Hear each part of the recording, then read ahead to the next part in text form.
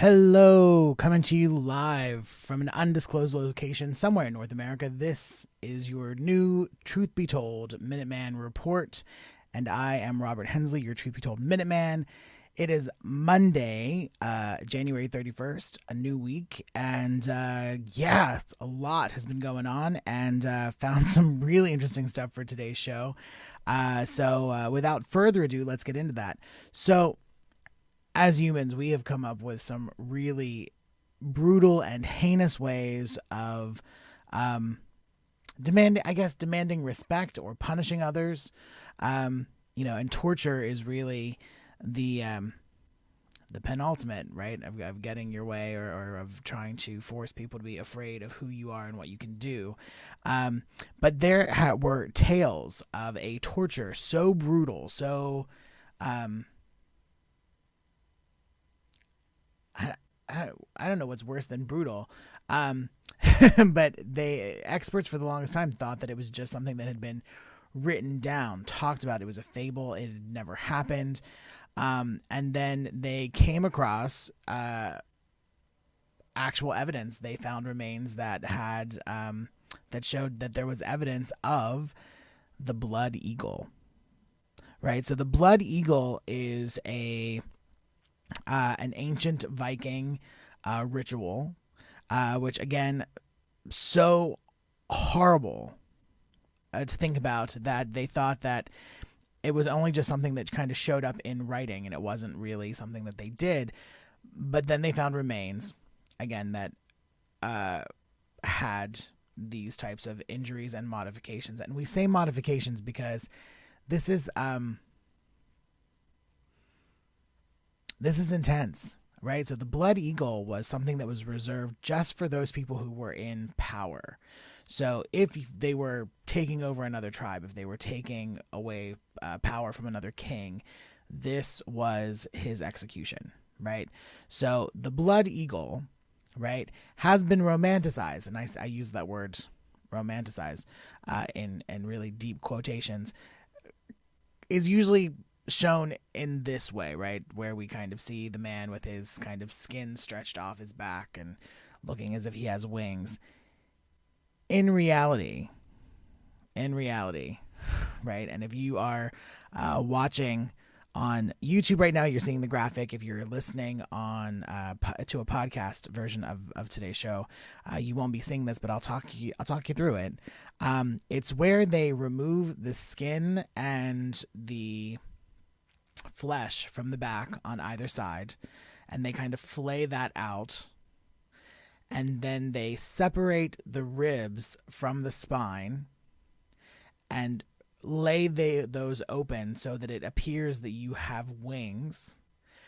And then they go in and they take your lungs and they pull those through the back and lay them onto the exposed ribs, right? That is the blood eagle, right? It's mind-boggling to think about, one, because it just seems really, really, it's a lot to digest that someone could do that to someone else.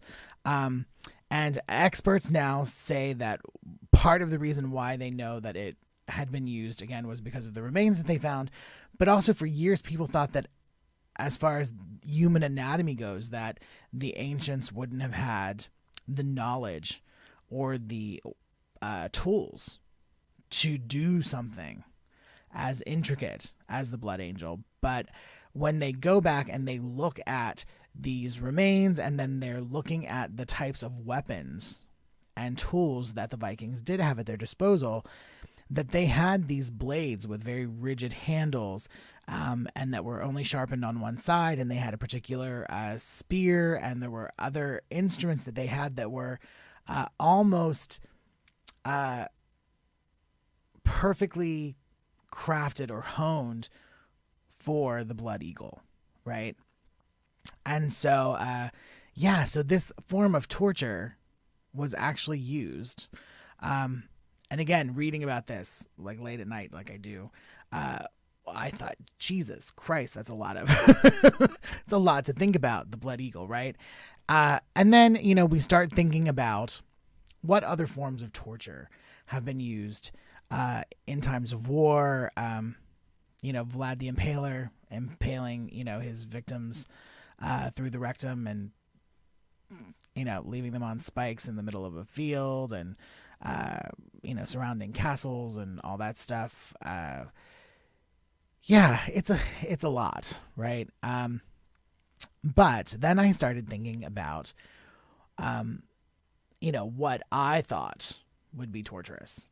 And for me, if there's one thing that scares me, because these experts who are talking about the blood eagle, they, kind of the medical professionals have said that someone who was having this done to them would have passed away from blood loss and shock during the process of the flesh being flayed on the back. So they were dead by the time they started kind of cutting the ribs and pulling the lungs out. So most of this ritual was actually done to a corpse. But yeah, so I mean, I don't know. No one wants to be in physical pain. But that's not I think the thing for me that I find most torturous, or the scariest thing, is sensory deprivation. I'm a control freak. I don't know if I can handle like losing my senses or feeling like I was about to hallucinate. That just does not sit well with me. So then I come across this, right? Which is that the quietest place on earth, right, used to be a room in Minnesota, right? I'm thinking if that's the right place, or Minneapolis. That from Minneapolis, Orfield Laboratories, right, had this room that had noise levels of negative 9.4 decibels. All right. And so that meant that it was quiet enough that you could hear your organs working, and that there was no one who had ever been able to be in the room for longer than 45 minutes because at around the 30-minute mark, they started to hallucinate. So it's basically you're completely deprived of any sound and your body just can't handle it, right? Your mind starts to break a little bit. And but as if that's not crazy enough, now there's Microsoft has built a concrete bunker that has replaced Orfield Laboratories as the quietest place on Earth. This new room has negative noise levels at negative 20.3 decibels, right? So it is so quiet that you can hear your blood moving, right? I mean, we've all had those moments where we've, had our heart rates kind of pick up and we can hear our heart pounding in our ears. But have you ever thought about what your blood sounds like moving through your... Yeah. So anyway, apparently at these particular negative decibels, not only are you hearing your organs, you're hearing your blood move, but also the silence is so painful that you develop kind of an incessant ringing in your ears. And then again, you start to hallucinate. So no one has been able to stand in this room for very long, right? Because it's literally an assault on the senses. So why did they build this room, right? Not as a torture device. It's not a punishment. They actually use these quiet spaces to test machinery, right? So that they can hear how loud a piece of computer equipment works, or how loud a fan runs, or what kind of background noise that a set of headphones might be picking up. So yeah, so I mean, there are reasons to have these rooms, and no, they don't lock people in them, but they're there in case someone gets an urge, I guess. Anyway, so today's show all about tortures, because that's what I read about late at night, folks. Hate to tell you. But yeah, this was last night's rabbit hole. It started with the blood eagle, and it was downhill from there. Then we went through all kinds of tortures. But I thought I'll talk about the most physically brutal that I've ever heard of, and then I'll go into what I feel is the worst possible form of torture, which is sensory deprivation. So that's where we are on this Monday. Thank you so much for tuning in to another episode of Truth Be Told Minuteman Report. Again, I'm Robert Hensley, your Truth Be Told Minuteman. If you have any story ideas or suggestions, things you want us to look into, things that you don't want us to talk about ever again, please feel free to email me at reportminuteman@gmail.com, and I will try to take your comments with a grain of salt. And very seriously. I'll take them seriously. But also, if you are a fan of the content that you're seeing here on YouTube or that you're listening to as a podcast, please feel free to like, share, subscribe, let everybody know that we're fantastic and that you love us and that they should love us too. And remember, 3 times each week for Truth Be Told content, there's me on Mondays at 3 p.m. Pacific, 6 Eastern. Bonnie is here with Truth Be Told Transformation on Wednesdays at 3 p.m. Pacific, 6 Eastern. And then Tony, of course, Tony Sweet is here on Fridays with the original Truth Be Told live at 3 p.m. Pacific, 6 Eastern. And this week, Tony has, it's kind of a true crime show.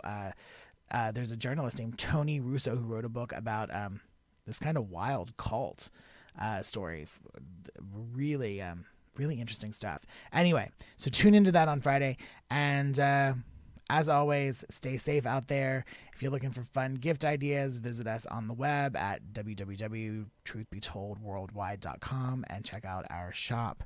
And until next week, we'll see you then. Thanks, everyone. Have a great one.